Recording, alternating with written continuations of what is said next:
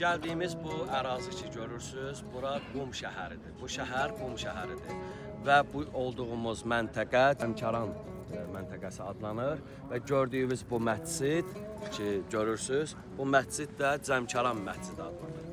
Tarixdə 2 dənə məscid var. Bu 2 məscid Həzrəti İmam Zaman ağanın adına bağlıdır. Biri Kərbəla ziyarətinə gedənlər görəcəklər. Biri Səhlə məscididir, digəri isə Zəmkaran məscididir.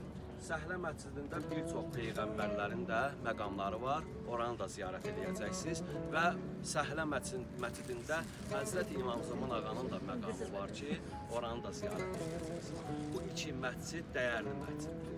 Birinci o Səhlə məscidi ki var, o İmam Zaman ağanın qeyd olunur ki, İmam Zaman ağa zuhr eləyəndən sonra hakimiyyət binası olacaq və oradan dünyaya xütbələr eləyəcək.